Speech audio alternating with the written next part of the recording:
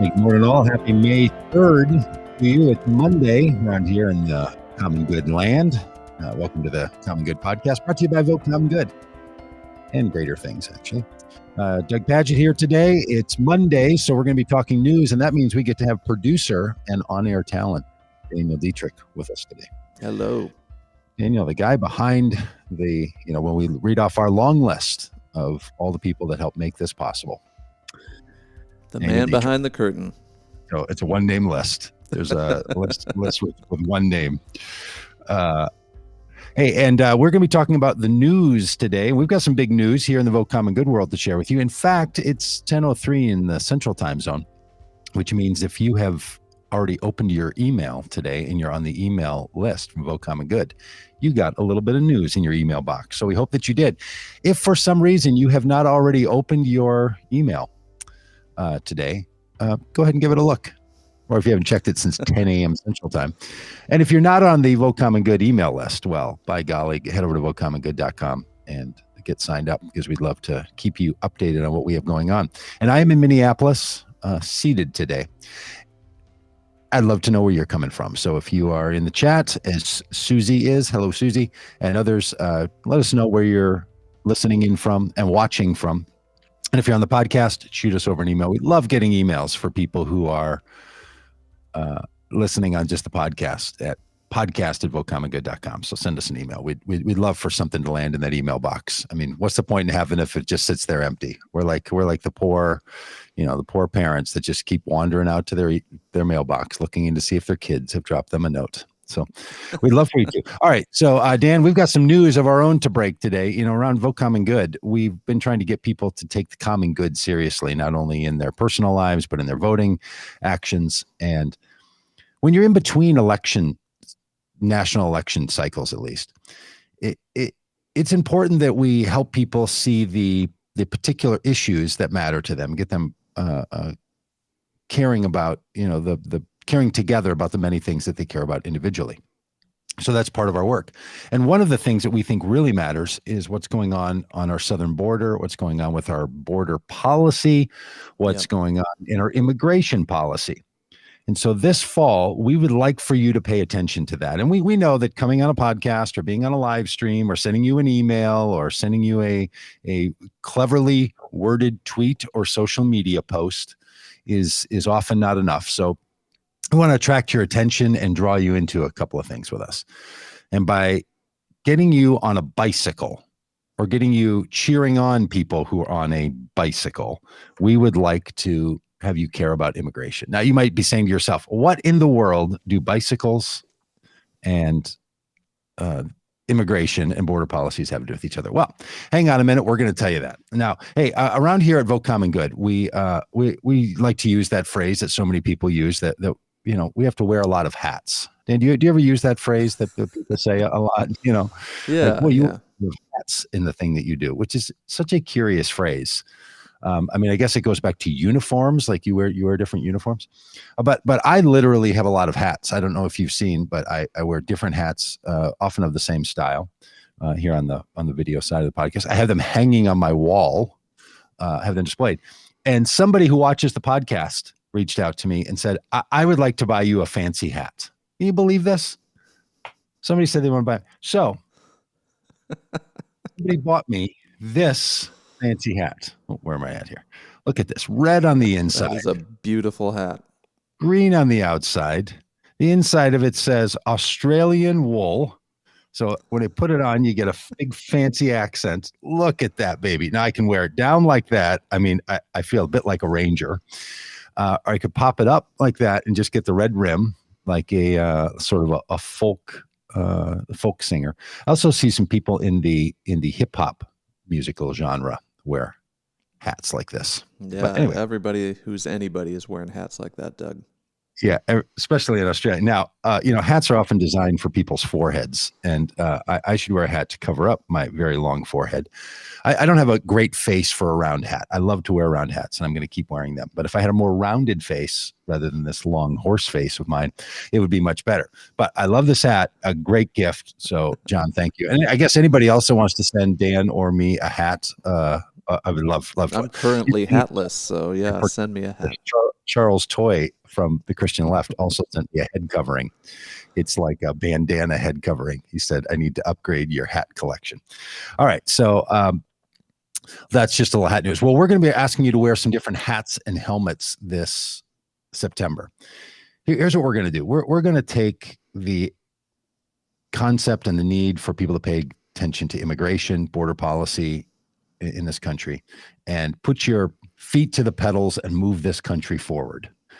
Here's what we're going to do. We're going to invite you to get on a bicycle in your hometown, get on a bicycle in someone else's town, and put together community rides, community bike rides with people from the refugee community, from asylum, who are asylum seekers, who are migrants, big community events where you ride your bicycles. Yeah, there's just something sort of communal about riding bicycles, something about being together outside.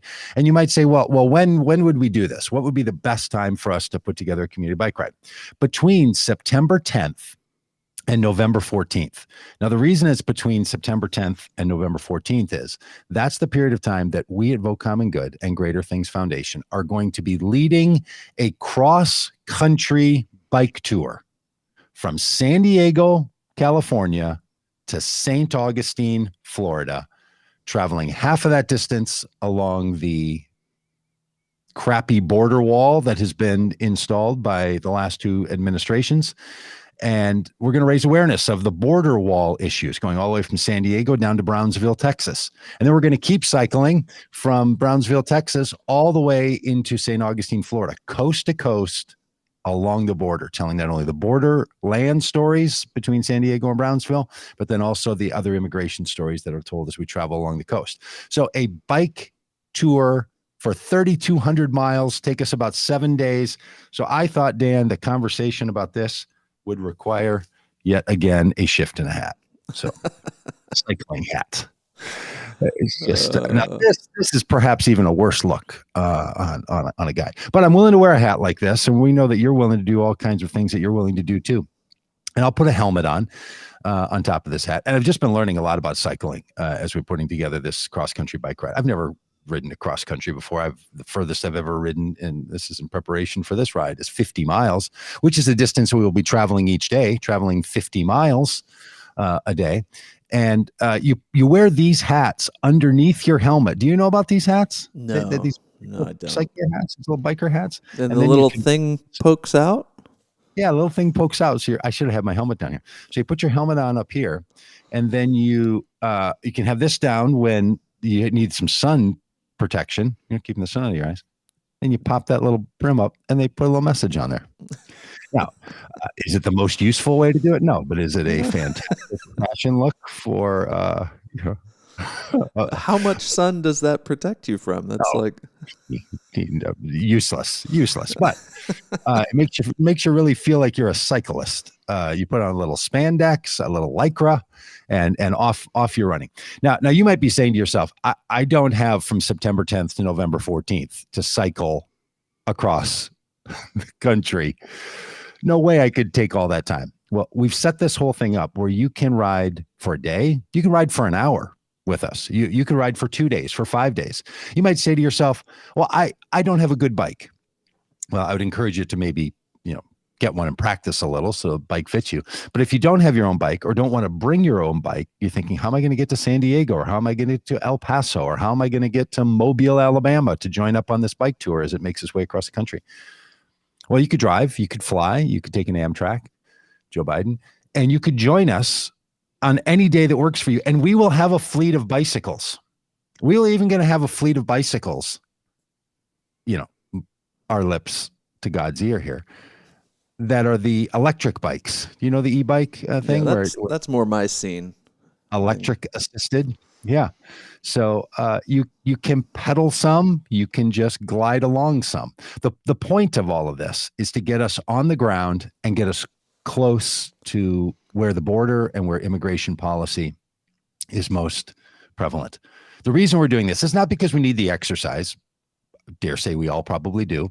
And it's not because we need to have a vigorous bike ride, even though, everyone's benefited by a vigorous bike ride. It's because we want to be close to the people who are experiencing immigration and border policies and refugee policies, and we want to tell their stories. This is a storytelling effort. We're calling it We the People for a Common Good Immigration and Border Practices, right? I mean, that's a mouthful, but we just like to refer to it as the We the People rides, because in the United States, it is all of us. No matter where you've come from, no matter how your family, your ancestors, those before you got here, whether you know your immigration story and someone came through Ellis Island or someone else, whether you're as someone who's newly immigrated across our northern or southern borders, whether you've come here a long time ago in your family and were brought here against your family's choice, as so many people who were trafficked in the slave industry were, and they were brought here for those purposes. Whether you came here as a visitor and ended up staying, whether you married your way in or you were born here, whether your family goes all the way back as indigenous people, we, the people of this country, make up all of these backgrounds. It's all of us. One of the reasons I am so passionate about this is because there is such a strong push happening in our society to move toward this. Some of us belong here and other people will welcome you in, but it's not really your place. There's this narrative of this country belongs to us. Our people who looked and sounded like us were the founders, and this is ours. Now, we're going to be a gracious people, this storyline goes. We're going to be kind. We're going to be welcoming. But it's really ours. Like, it's our house. You're welcome to be here as a guest. You're welcome to even move in. But just remember whose house it is. That attitude is so pervasive, and it's what's driving a lot of our political conversation and our conversation about immigration. So part of what we're wanting to do is to remind each other that this whole thing is we the people.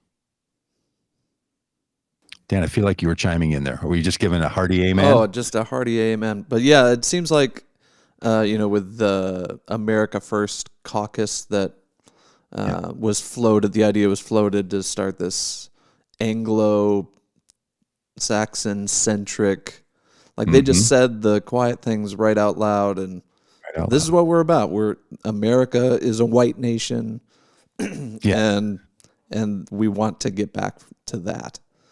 Rick Santorum, who's a commentator and former one-term senator that then lost his re-election in Pennsylvania, is famous this last couple of weeks for having said, yeah, sure, there were indigenous peoples here when we came, but they didn't really have much going on, he went on to say. And we really created the whole nation that's here, as if the First Nations people, the indigenous peoples of this country, didn't have as much to do with the generation and the preservation and the creation of this country as everyone else. This kind of thing is just so everywhere. Yeah. I mean, and it is so deeply embedded in many of us that we don't even know that this is what we're saying. It's rooted in the same white nationalism and white normative narratives, white supremacy, often called, that what's normal and what's baseline, what's the beginning of all of the features that make up our nation, is the white experience. That's what's first. Then everyone else kind of adds in and adds a little diversity to that. That is just the furthest thing from the truth. It's a terrible way to view the world. And we want you to get up close and personal to see this. So that's why we're going to be traveling across the country on bicycles and meeting people in towns and then putting together bike rides all along the border. And then we're inviting you to have a bike ride in your own town, in your own community. So maybe between September 10th, which is a weekend, and November 14th, which is a weekend, on other weekend days between there, 9 weekends there are, maybe you pick one of those weekends and organize a ride in your town. And anyone can do this organizing, just an average old person in your neighborhood. Maybe you're in some sort of a group or club already. Maybe you're in a political group. Maybe you're in a church or a mosque or a synagogue or a humanist atheist group. Whatever you are, we're going to help you with a little toolkit to know how to reach out to other people and to invite them into a We the People ride in your community. There'll be some things you can say, some things people can sign on to, some things that they are committed to when they're doing this. And then you can use that ride as a fundraiser for refugees, asylum seekers, migrants, others who are in need in your own community. We're not going to take any of that money. We'll figure out how to help you raise that money. And there's lots of mechanisms for raising money, of course. But we're going to invite you to join with other people around the country who are putting together these same kind of rides and doing the same kind of work. So super excited about this. We've been hinting at it over the last couple of weeks. It's now coming together. There's a lot still to do to get ourselves ready by September 10th to be in San Diego and pointed toward the east and starting to ride along the border wall and then along the coast. There's a lot to do. So keep up with us over at wethepeopleride.org. You can also go to votecommongood.com and greaterthingsfoundation.org. All three of those websites will take you to a place where you can learn about all of this, about what's happening with the ride, how you can sign up, how you can spread the word to other people, how you could become a sponsor. We're looking for people to sponsor this work. We're going to be doing fundraising out of this. You better believe we're going to be asking you to sponsor a mile. You know, there's 3,200 miles coming along that people can sponsor. We'll ask you to do that. But we're also asking people who are in companies or businesses, maybe people that are in the bike industry, the outdoor activity industries. We'd love for those people to feel like they're part of this as well. And it's going to be a very wide net and a very wide perspective on this effort. So super excited about it. Would love for you to go over it, get signed up now, start spreading the word, pop it out on your own social media. You know what I've noticed, Dan, is as we started talking about this, people will say like, "Hey, look, I'm not riding a bike." There's a lot of people who. I think that's when we were talking, Doug. That was my voice saying this. Like my little hat is just sliding up on the top. Now it's just become a little. Now I'm in the Kentucky Derby on this little hat. If you're only listening on the podcast, you can't believe what you're missing here. Doug has some really fun hats in this episode. Must be very much too small. It's curious to me how many of us have an internal list that will become external when needed of the things that we do and don't do, and that people will share those. I mean, readily. Like I'll say to somebody, "Hey, we're putting together this bike ride, and we're going to bike for common good immigration and border practices," and people will say like, "Oh yeah, I don't bike." like it's a feature. I'm someone who doesn't eat fish, as it turns out. So sometimes I'll say to somebody, they'll say, "Do you have any dietary restrictions?" I say, "Yeah, I don't eat fish." And they're always curious about that. Oh, okay. And they sort of move on, or they argue a little bit, about why. Or you give them the 2-hour monologue on why you don't eat fish. A big fish and the amount of mercury that's in the human bloodstream. Yeah, don't even get me started. And look, I've held back in all the time of this podcast. I've rarely even brought it up. Now it's all I can do to not talk about it right now, because I'm just worried about the amount of mercury in the human bloodstream. But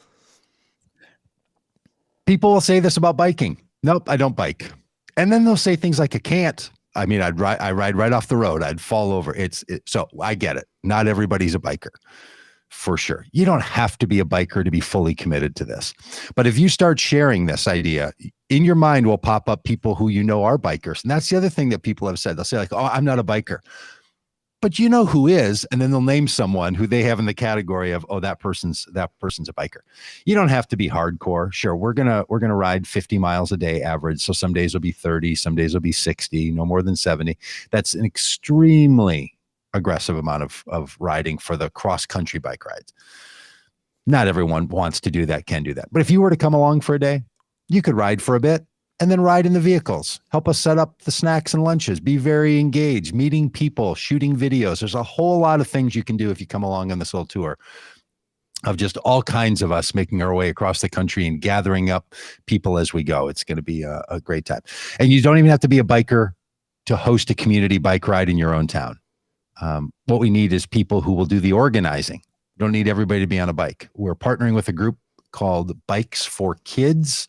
They allow people to donate bicycles and then put them back together for kids. There's chapters popping up all over the country, so we're going to be working with them. And many towns have places where people can donate bikes and make sure the kids have bikes. It's a really great way for people, especially post-COVID, fall season, especially a time when people start wanting to be outside and seeing each other and telling a good story about America. So, love it. We'd love to come along with us. You're going to hear a lot about We the People, September 10th to November 14th, border community and virtual bike rides, calling for a common good approach to our nation's immigration and border practices. All right, back to the... That's your news hat there. News hat. I should have a little press tag in there, like the old timey. All right. So a lot of other things happening in our news, some of them coming right out of this issue of immigration. Dan, maybe people have seen that the Biden administration made a commitment that they were going to reunite families, that there was a separated families policy, which was the intended policy of the Trump administration, led by then Attorney General Jeff Sessions. Yeah. I mean, that guy, and he got on, and if you go back into the videos in our streams, you can see a response to this, but he came in front of the cameras and said, the law of the land is that you can't come into this country, and if you don't obey those laws, you're not obeying God. Our laws have the authority of God. And then he quotes Romans chapter 12. Ugh. And it was horrendous. And all of that, if you remember that happening way back in 2017, was around family separation. And what the Trump administration chose to do was to say that when families came here, we would separate the children from their parents because we couldn't figure out how else to take care of them, which was a problem in the Obama administration as well, and remains a problem in the Biden administration. But both the Obama administration and the Biden administration saw family separation as a problem that they were trying to solve. Trump saw it as a tool that they wanted to use. It was a deterrent. It was intentionally cruel so as to be a deterrent, so that people would think twice about crossing the border. Unbelievable. That's what they were doing. That's what the system shifted to, using it as deterrent and punishment. And they said that. They said it out loud. Jeff Sessions got on the stage and said it. I mean, again, there are things that we have said for 5 years about Donald Trump's leadership, and then for 4 years of the Trump administration, that sound like we're just taking an extreme position and trying to make things hard on them.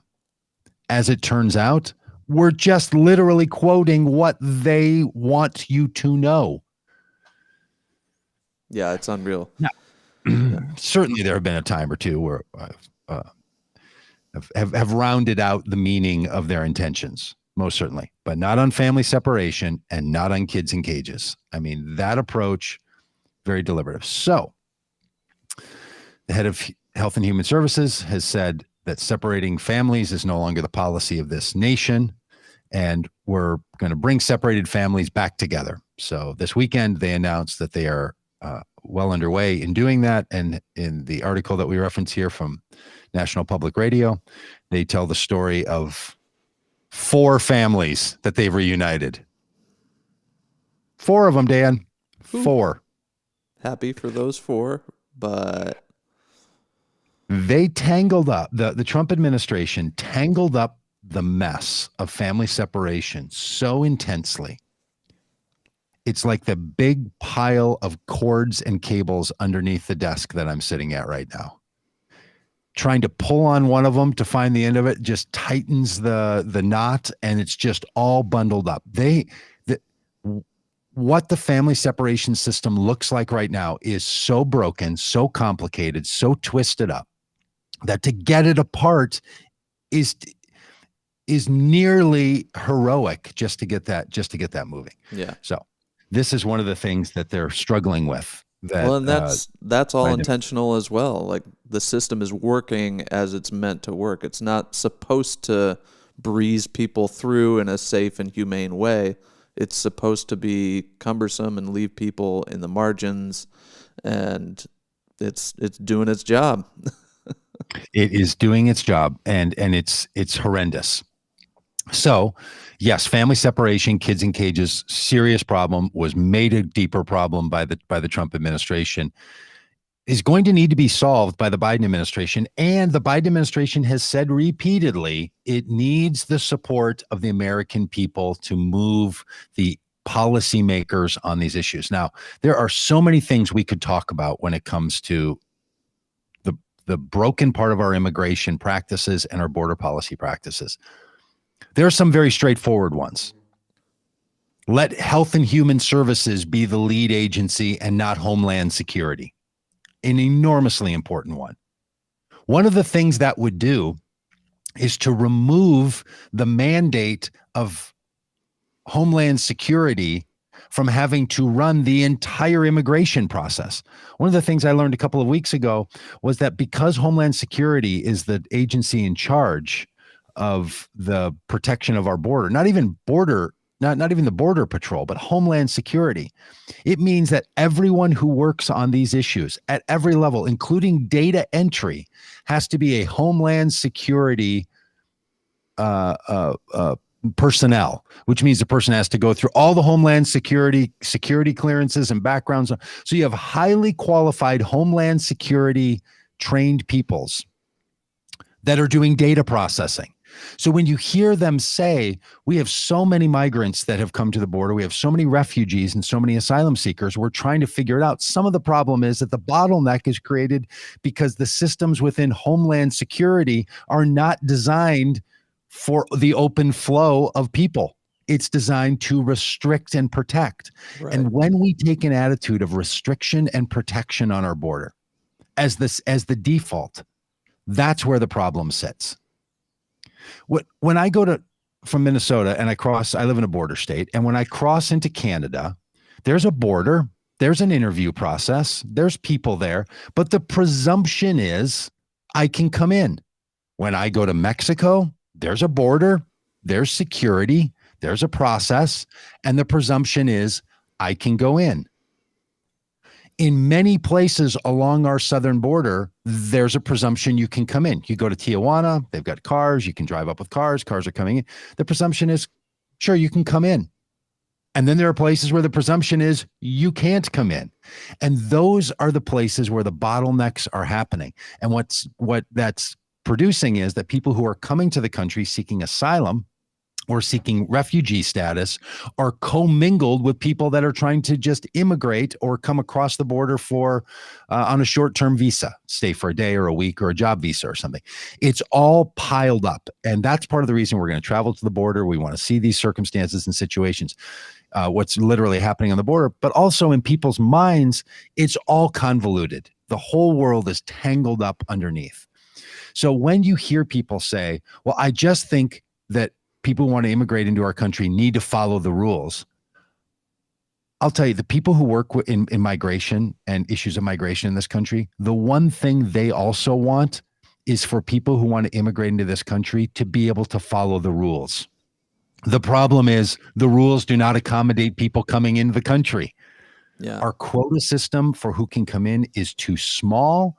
The process for getting passage into the country from especially from Central American states, extremely difficult. I've been working in Guatemala for more than 30 years, and I have a number of friends that we work with that are Guatemalans. The work that it takes for those people to come to the U.S. just to visit is so arduous and so expensive, let alone someone who says, I want to move from Guatemala and move to the United States and to make my life here with my family that already lives here or starting a new life here. We need that in our country. We need people from other places moving here. I mean, we have a decline in population in our country. We need the economic growth that comes from immigration. We need new people. We need new ideas. The country's always needed it and needs it now more than ever. So, but there is no way to get in. There is no decently understood and decent process by which people can migrate. If you try to get in the line to have your immigration status looked at so you can legally cross in the country, there's no line. And so we need to change all that, right? All of that has to be changed. All of that has to be addressed. So people have to think about this. Now here's just one more thing on immigration.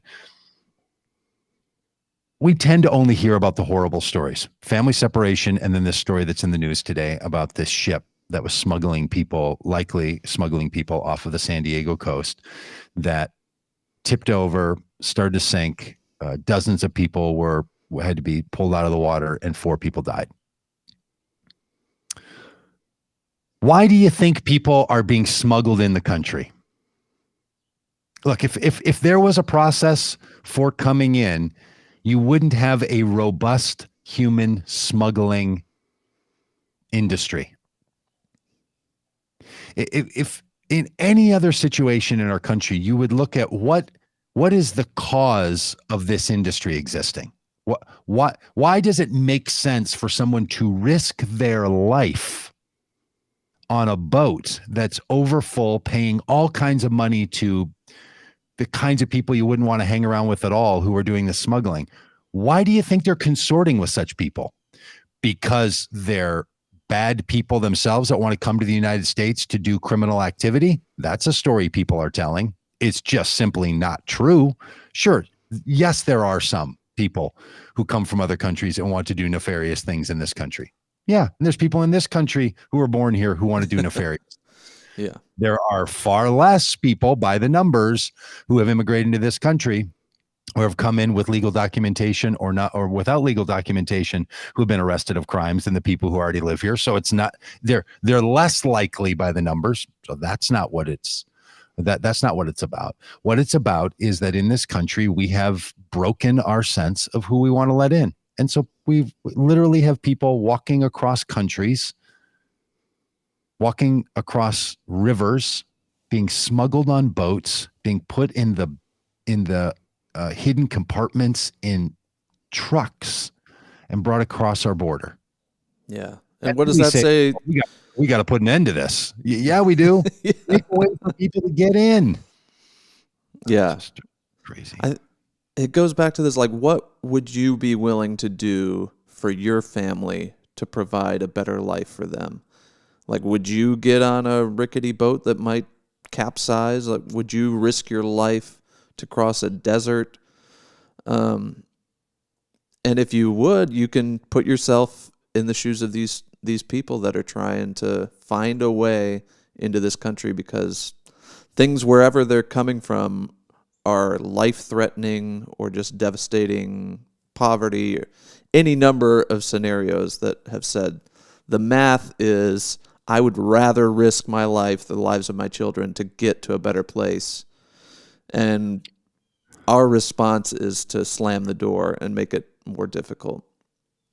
And look, during the big migration pushes of the 1890s and the 1920s in this country, our country sent word out to other nations, sent ships over to Scandinavia and elsewhere and said, hey, we need you. Will you get on a boat and travel across the ocean and move into a new country? And then there was a movement at that period to say, we only want certain people and we don't want other kinds of people. And it was driven by all kinds of bias and all kinds of hateful feelings about people from certain parts of the world, including from Ireland and including from Germany. And there are all kinds of reasons why people didn't want certain groups here. That's maintained. But now we have an idea that people who live on the land masses that are connected to the United States, that somehow they're the worst version of what America is. And we have to keep them out. The number of people who believe that we have to tighten our borders to keep people out versus we have to loosen or unlock our borders to let more people in. This is the thing that has to be argued against. I know most people don't want to talk about immigration. Most people really don't care. Yes, for sure. People don't know what to think about it. They don't know a lot of migrants and a lot of refugees or a lot of asylum seekers. They don't know people who are coming in. They don't know the difference in those categories. They don't want to talk about it, for sure. So we're going to do a bike ride so the people will talk about it, right? We're going to try to do something to try to get people talk about it. We're going to make you talk about it. The human movement, the human flow of people from one place to another is essential to the human experience and expression. It is the norm. That's how we ended up with a country in the first place.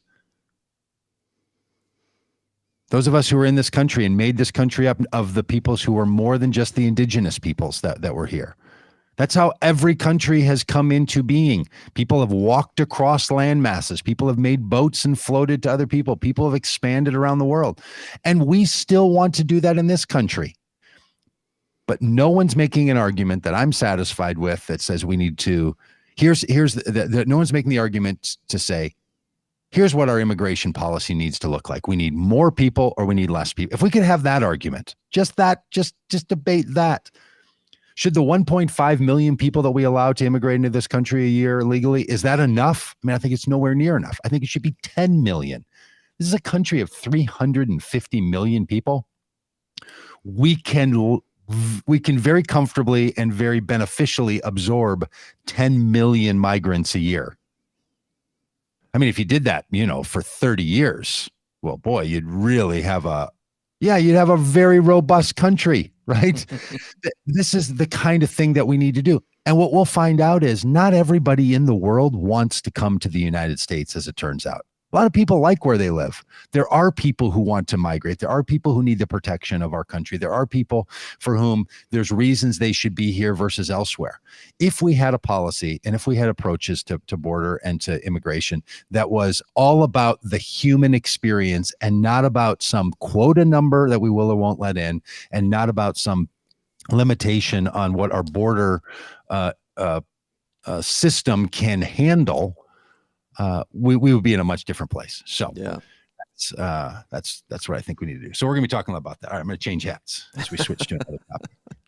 Man, this hat's a real doozy. Look at that. I think that thing's bigger than my shoulders. All right, a couple of other things happening in our world. Rob Portman is a senator from Ohio, and Rob is a Republican. Oh, I like that. What'd you do there? I'm gonna make some sound effects of my own over here. All right, so Rob's a keyboard over here, and it's out of control. He makes an argument in response to Joe Biden's administration suggesting that our 12 years of public school funding is insufficient for our current situation in the United States. And Rob Portman says, it's not the federal government's responsibility to pay for 4 more years of education. So here we go with the Republicans again, who just want to talk about what's the federal government's responsibility to pay for and not pay for. It's a very curious question. A little history lesson for those who would tolerate it. Back in the 1900s, early 1900s, 1910s, 1920s, there was an effort that got started called the high school movement. The high school movement said it's essential for the United States to differentiate itself from the other nations in the world. In order to be successful, we need to publicly fund and support equal education of every person in this country through 12 years of education. Years 1, 2, 3, 4, 5, 6, 7, 8, 9, 10, 11, 12. Later, kindergarten came in. That movement, the high school movement as it was called, is one of the efforts from the early 20th century that you cannot separate from any success that this country has ever had. It was the most important decision made in some estimations to move this country forward, because what it did at a federal level was to say that every city, every county, every rural town has an obligation to educate children all the way through 12th grade. Previous to that, there was no mandate on how long you would educate a child. A lot of kids were being pulled out of school to go work in farms or pulled out of school to go work in factories. In fact, the federal government said, you can't do that. And they had all these rules about truancy, saying to students, you have to stay in school, I think until age 14. Like, we can't make every child want to be in school, but we can make the system provide a space and a place for that child to be educated. The push of the public education system in this country, the high school movement to educate all the way through 12th grade, not just up to 9th grade, which some schools were doing at the time, but all the way through. That was resisted by all the same crowd of people who were resisting the expansion of that by the Biden administration to say, let's take it to 2 years beyond 12th grade, so 2 years of college, and let's actually even fund down 2 years before you start into kindergarten, so it's a longer period of time. Joe Biden made a great statement in his address to Congress the other night. He said, if we were to all sit down and just start with a blank slate and say, assuming that the federal government is going to mandate and that our states and counties are going to fund public education for children, would we agree that 12 years of education is the right number, just in light of where things sit now and what it takes to be educated? What would we say? Let's start when they're 5 and let's end about the time they're 18. Would that seem like the right amount of time? Or would some people argue, hey, we know that we should start earlier than age 5, maybe age 4, maybe age 3, and we know that 12th grade is not sufficient? Wouldn't we consider going a year or two past that? Like, if you sat down and just tried to figure it out, what's going to produce the best outcome? What would it be? Well, no one's going to say, let's start at age 5 and end at age 18. Let's start in first grade or kindergarten and end at grade 12. That wouldn't win the day. Sure, that won the day 100 years ago, and thankfully it did, because other countries, Dan, you might know this, in a lot of other countries, about 9th grade, you take an aptitude test and an interest test, and then that determines what school you're going to go to for your vocation and your occupation. So a lot of places, you're deciding in 9th or 10th grade, are you going to be an accountant? Are you going to be an architect? Are you going to be a secretary? Like, you make that decision. The ones that in this country people make when they're like 30, people are making when they're 14 in those countries. Well, what the Biden administration is saying is, we're not giving up on the philosophy to continue educating every child. We are not going to give up on that. And we're going to do it with federal support and mandate. And we're going to do that with funding. And what we need to do is to expand that beyond just through the 12th grade. And Rob Portman is representing the Republicans by saying, it's not the federal government's responsibility to educate these kids through college or even into college. Like, we're done with them by the time they're 18. Like, you're off our dole. We don't have to worry about it anymore. Here's what I don't understand about the Republican argument that never funds schools properly. We claim to be the greatest country in the world. We want to hold on to that mantle, and yet we're not willing to do any of the things required to get there. Like, if you look at education around the world, we're not like first, we're not second, third, we're like way down in the 20s and 30s. And so if we want to be the best in the world, I don't understand why we wouldn't want to fund schools as much as possible. Like, maybe it's not the responsibility, quote unquote, of the government to do it, but it could be in the government's best interest to do that. Absolutely. It could be the honor of the government to provide that for its citizens. It just feels like Republicans want to abdicate themselves of all responsibility and just rely on, I don't know, the invisible hand of the economy to hopefully educate the populace, you know? That's right. And this is the question that's raised to Rob Portman's argument. It's not the federal government's responsibility to pay for kids through college. Well, how far is that responsibility, and how much should we be funding for these children to be in school? And I hear the argument all the time from the certain sectors of the Republican expression, especially the libertarian version, that they'll say throwing money at this issue is not going to solve it. Money's not the answer to our education problem in this country. Really? If your child doesn't go to the public school, if they go to a charter school, or they go to a Catholic school, or they go to a private school, they go to a pre-baccalaureate school, are you doing fundraisers over there at those schools? Have you ever talked to the administration and walked into your principal and into your the administrator at the school and said, hey, you know what? I'm not going to pay my tuition here anymore, because you know what I've realized? Throwing money at it doesn't solve the problem. No, one of the reasons that parents who don't want their kids in public schools send them to parochial schools or to private schools is because they want more funding to go directly to benefit their child. Somehow the problem is solved by money for their children and not solved by money for other people's children. Yeah. Look, before we decide that money's not going to solve this problem, let's fund every school district to $10 more than what they put in their budget. Let's overfund every one of them $10 more. So every budget's fully funded. Let's run that for 10 years. Then we can stop, take a look, run the audit, and say, did things get better in every single Did that school? help or not? No.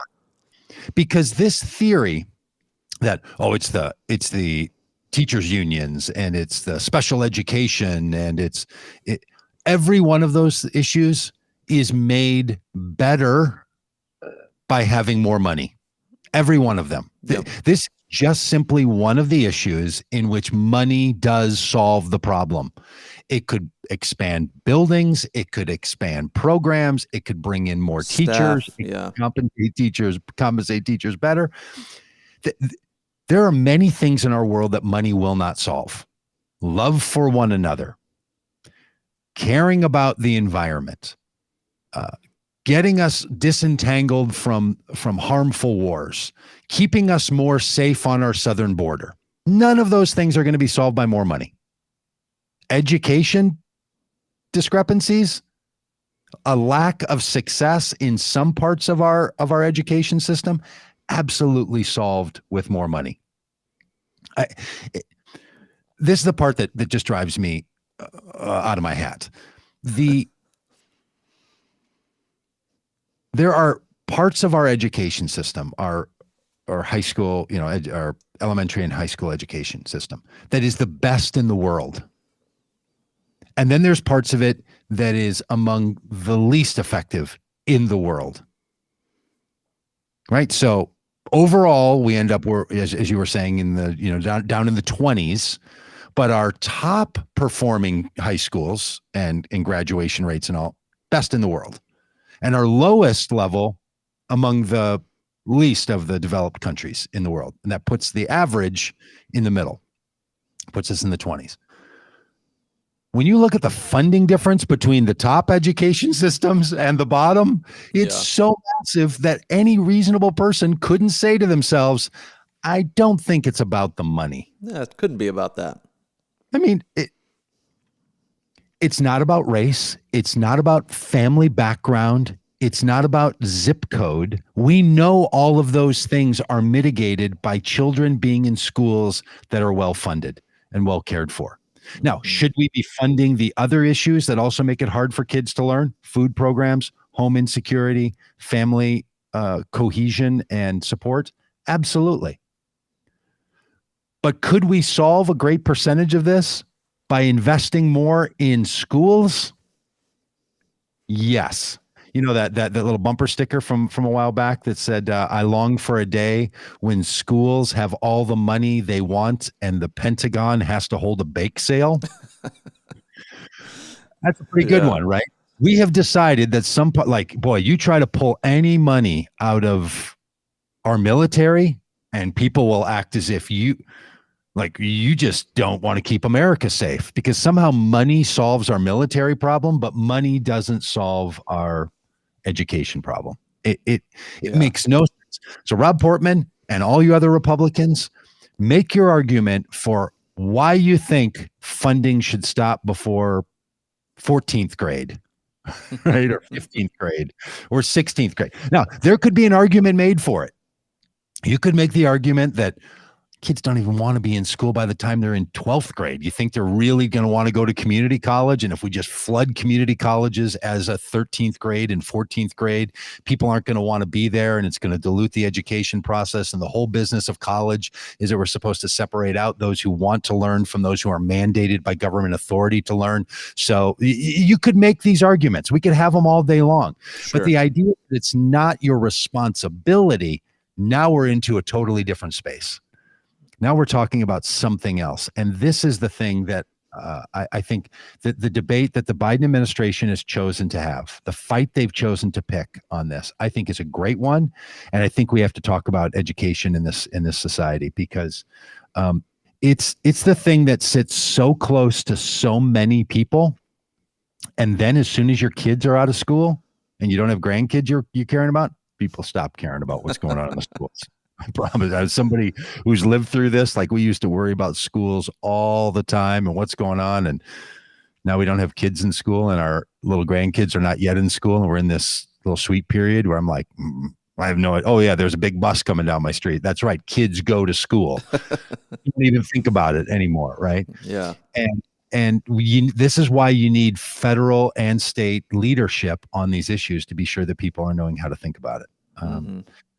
Because look, every religious school that exists, all these Christian colleges and Catholic schools, they're going to make sure they have enough money, because they know that without enough money, their educational successes are going to be lost. But boy, over at that public school, maybe the teachers could just work a little harder. Yeah. Can I just pick one more ballywick on this? Back in 1991, 92, somewhere in there, the George H.W. Bush administration signed legislation that federal mandate, that schools provide special education services to every child who needs it. A great and heroic act that our children benefited from it. Millions of children have benefited from it. Any parent whose child has needed special accommodations, special education, knows how unbelievably important it is. Special education and customized education and individualized education plans are essential to so many people being successful in school. So they mandated it. Took an enormous bite out of schools' budgets that they had to start setting aside for special education. Like, you can fund a child not in special education at somewhere around $18,000 to $20,000 a year. A lot of schools are in that range per kid. Special education jumps up to $50,000, $60,000, $70,000, $80,000 a year per child that's in special education. The numbers just go bananas, get really high.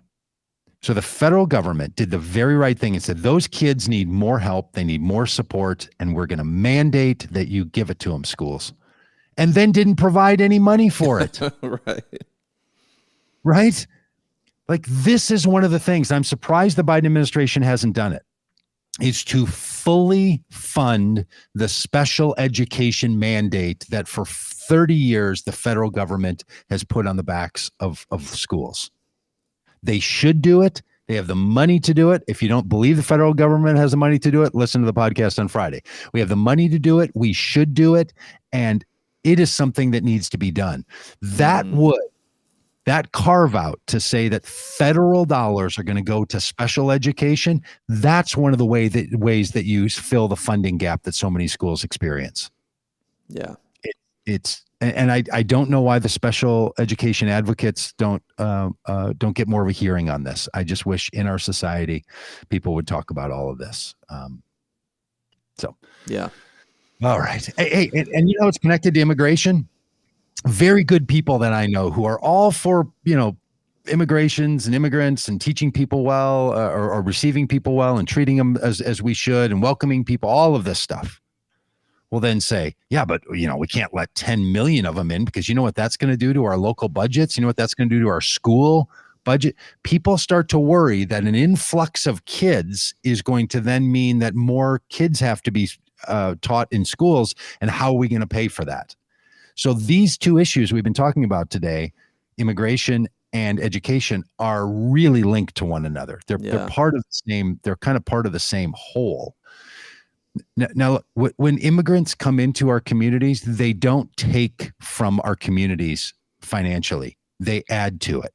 Right. It seems like a shock to people to believe that when more people come, that it's only going to be on the expense side of the ledger and not on the income side of the ledger. But we'll talk about this more in coming weeks. Yeah. The numbers that are related to income from immigrants in this country is huge. In other words, if you believe that it's the economy that drives our economy, then more people in the economy would drive the economy, right? So all of the people come here, they buy goods, they pay rent, they put money into the economy. Yeah. Other than federal income taxes, which again, if you want to have your mind blown, listen to last Friday's conversation with economist Fadl Kaboub, because he talks about how the federal government system works, and we don't need your money. It's not where the federal government gets its money. It makes its money. But state governments, county governments, they get their money from the people. They pay it in sales taxes, they pay it in service fees, they pay it in income taxes, all these kinds of ways. If you live in this country and are functioning in this country, regardless of your immigration status, you're contributing to that tax base.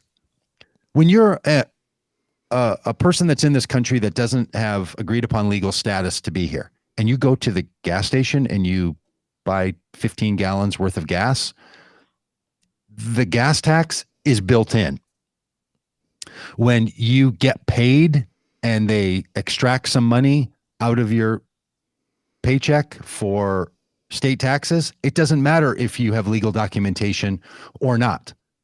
If you've been hired and they're extracting that money, it goes to your state. When you buy items that have a sales tax related to them, it doesn't matter what your legal status is. You're paying those taxes. When you rent an apartment and part of the money from your rent goes to the landlord, who then pays property taxes, you're paying your portion of taxes. Yeah. So the idea that these migrants are going to come to the country and just take and not pay just simply doesn't acknowledge how we actually fund our state and county governments. They still pay into all of this. Yeah. So this idea that if more people come, it's just going to cost us, and then how are we going to pay for it? Well, the same way we pay for your kids to go to school, or for you to drive on the roads, or for you, like it's the same process. And this is where that othering kind of happens, where people think, well, if they're illegal, then they're like living in the shadows and just take, and then they say stuff like, I'm just rambling now. And then they say stuff like, well, they're just going to be on the public dole, as if somehow they can get public money, but don't pay into the public coffers. Right. Well, and these folks that are so concerned with undocumented immigrants somehow not paying enough taxes or whatever are more than willing to celebrate someone like Donald Trump avoiding paying taxes. When he does it, it's like, well, he's a smart businessman. He knows the loopholes, and that's a thing we celebrate. But these working people, if they're in their imagination not paying enough to society, it's like a unforgivable sin. It's an unforgivable sin to the poor people who are trying to come here and are paying their taxes, and a real success story to the guy who cheats and lies. Yeah. It's something else, right? It's something else. All right. So, all of this going on in our world, so much. It's news today. Our big news is we're going to care about immigration. We also want to talk a little bit about this education, because the two things find themselves so linked together. And if you have not gotten your vaccine yet, please go get it. And we're going to talk about this on Friday. We're going to have a doctor on for the science episode on Friday, and she's going to talk about getting the vaccine. I have a number of people in my life who are not getting the vaccine, neighbors that live right around me. I haven't known what to do about that. I've now decided I'm just going to start saying like, hey, no, you should get the vaccine. Because, there's this weird thing where people always say, like, I don't know, how do you bring it up? How do you talk about it? I don't know, just say, like, I think you should get the vaccine. One of our neighbors said, I'm not a Sherpa. I'm not just going to go along with all the other people. Really? That's what you think this is? Yeah. Yeah. And then you're the law and order person, right? You want everybody else to go along with the law. But when it comes to the vaccine, you're not just going to go along because the government tells you to. But those other people, they better go along with the law. They better follow along with what we've determined. So the inconsistencies that are evident in all of our lives, if someone looks closely enough, can be called out on each of us and on one another. So I think we got to raise it. Go get your vaccine.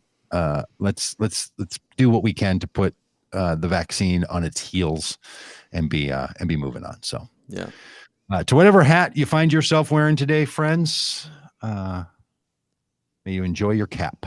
May you enjoy your hat. And if you're at all concerned or all considering joining us as we bike along the country, we'd love to have you join us. So thanks for being a part of this today. We're back tomorrow with politics. That's what we talk about on Tuesdays. And on Wednesdays, we have our Faith Day with 4 faith leaders in here. And on Thursdays, we have something very exciting happening this Thursday around issues. I can't remember what it is right now. And on Friday, we're talking with Dr. Aaron Wise about the vaccine and how all of that stuff works. So thanks for being a part of this. Please be a part of the Common Good. If you're not already subscribed to our regular email and you're not already subscribed to the podcast, head over and do that. If you're not on our YouTube channel, go over to YouTube and look up Vote Common Good and subscribe. That would just mean the world to us. And we can see who does it. So when you do it, we'll say nice things to you and about you. And I guess if you have a hat to send to Dan or to me, you can go on the Common Good website and find a mailing address right there. All right. Thanks all. Talk to you tomorrow.